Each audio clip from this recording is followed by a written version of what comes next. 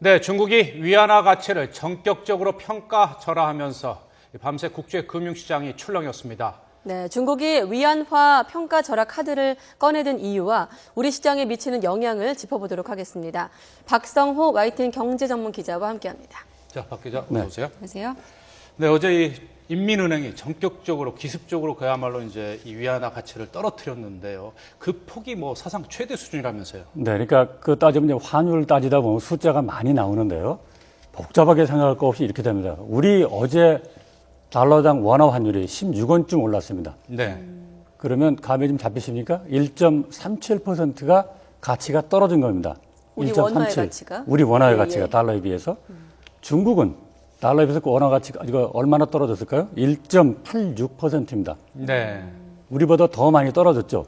그런데 우리나라 그 시장은 자유 변동이나 왔다 갔다 뭐 얼마든지 뭐 없습니다. 네. 중국은 최대가 2% 움직이는 건데 하루에 1.86까지 갔죠. 네. 이거는 올해 초부터 지난 10일까지 최대로 떨어져 본 게 한 번 0.16이 있었어요. 최대로. 네. 근데 하루 만에 무려 12배 가까이 가치가 급락을 한 겁니다.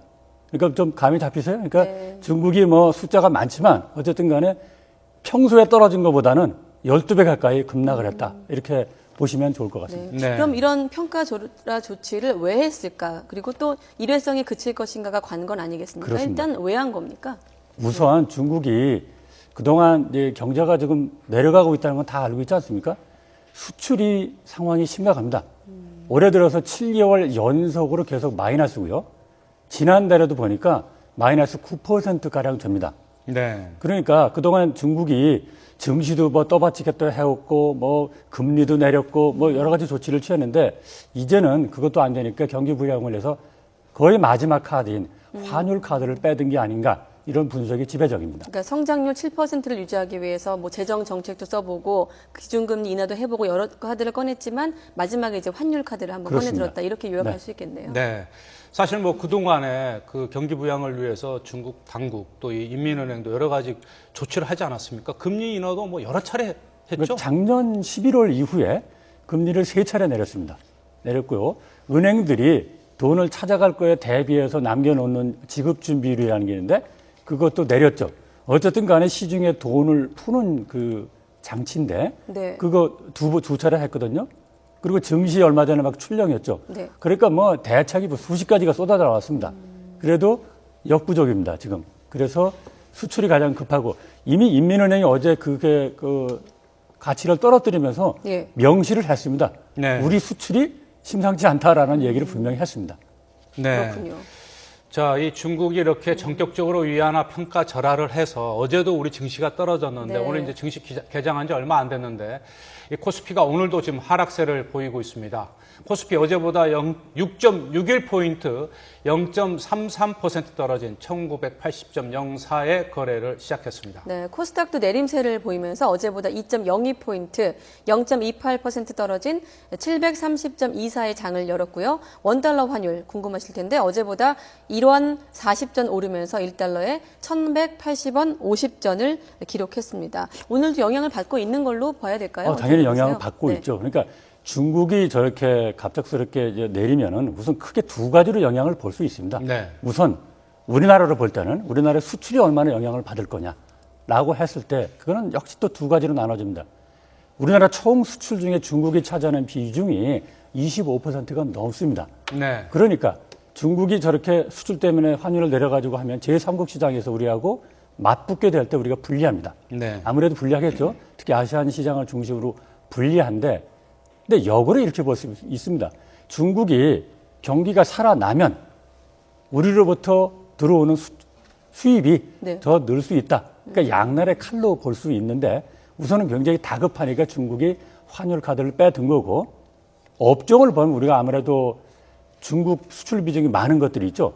자동차, 뭐 철강, 뭐 이런 것들이 단기적으로 영향을 받고 중국이 내수가 살아난다 하면 우리도 그 업종이 나중에는 혜택을 볼 수가 있겠죠. 네. 그러니까 업종에 따라서 그렇습니다. 이 우리나라 이제 이 수출도 명암이. 명암이 있고요. 또 이 뭐 세계 이 가장 큰 시장인 중국이 결국은 이 중국 당국이 경기 침체를 이제 인정한 셈 아니겠습니까? 그렇습니다. 뭐 아무런 조치를 해도 우리 경제가 지금 좋지 않다는 것을 이제 결국 역으로 인정한 드러낸 셈인데 거죠. 그래서 지금 글로벌 증시도 지금 폭락을 하고 있습니다. 그리고 특히 이제 원자재 시장도 급락세를 보이고 있어요. 그게 이렇게 됩니다. 원자재 시장이라는 게 왜 중요하냐면 중국이 그동안은 세계 원자재를 거의 세계의 공장으로서 빨아들이는 역할을 했잖아요. 그러면 뒤집어 보면은 원자재를 수출을 많이 의존하는 나라들 있죠. 네. 원유라든지 구리라든지 이런 거, 중남미에도 많은데 그런 나라들의 경제 성장이 침체가 됩니다. 그러면 동반 세계 경제가 동반 침체가 되는 거죠. 원자재만 봐도. 그리고 또 우리 같은 경우는 또 특히 왜 이중 삼중호가 있냐면은 중국이요. 내수 시장을 활성화한다고 해서 국산화 비율을 많이 높이고 있습니다. 우리는 사실은 중간재 수출을 중국한테 많이 하는데 거기에 굉장히 크게 타격을 받을 수가 있고요. 네. 증시 쪽은 이렇게 됩니다. 어쨌든 간에 위안화가 떨어지면 달러가 떨어지면 우리 원화도 떨어집니다. 다만 위안화 떨어지는 폭이 우리보다 이번에 보니까 더 떨어졌어요. 그럼 우리나라 들어오는 외국인 투자, 증시에 들어오는 외국인 투자자들을 가만히 보면 우리나라 돈 가치가 낮아지는 거거든요.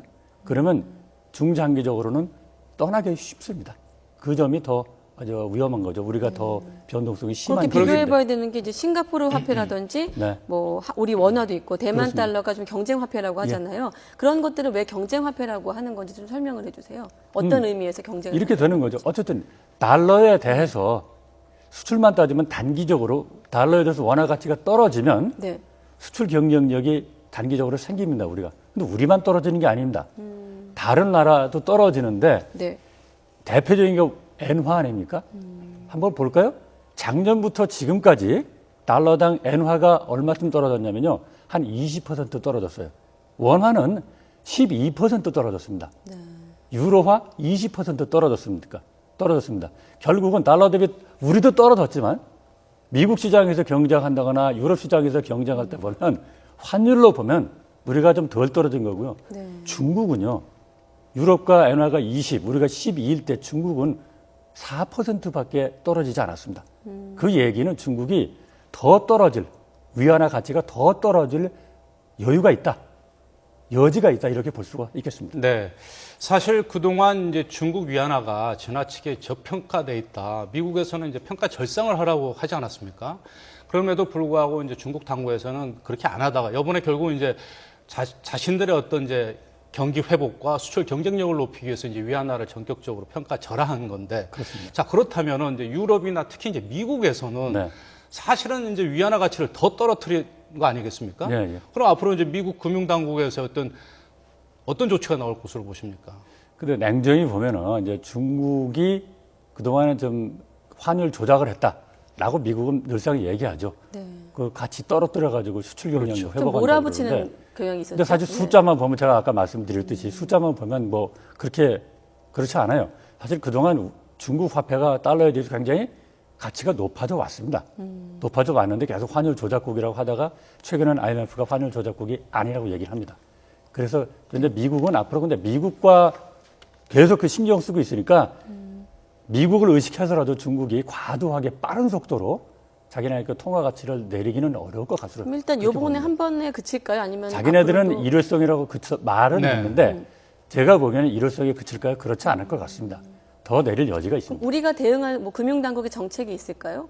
우리 당국이 중국 보고 뭐 올려라 내려라고 얘기를 할 수는 없겠죠. 네. 그러니까 우리는 두 가지가 있겠죠. 우선 중국 수출 비중이 많은 그 업종 중심으로 해서 다른 방향을 찾아야 되겠죠.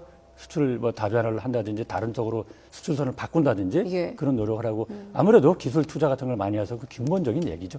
그걸 해야 네. 되겠죠. 이 중국 경제가 꺼지게 되면 뭐 세계 경제가 또 같이 가라앉게 되지 않겠습니까? 그러다 보니까 특히 뭐 우리나라 같은 경우에는 뭐 60% 이상 중국과의 교역을 차지하고 있으니까요.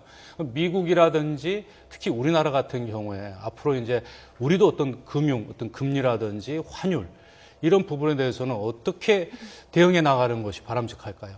환율은 사실은 말이 경제라고 하지만 환율은 사실 전쟁이나 다름없는 거 외교라든지 아닙니까? 외교력이라든지 네. 국제 정세라든지 정치력 여기서 결정되는 게 많고요.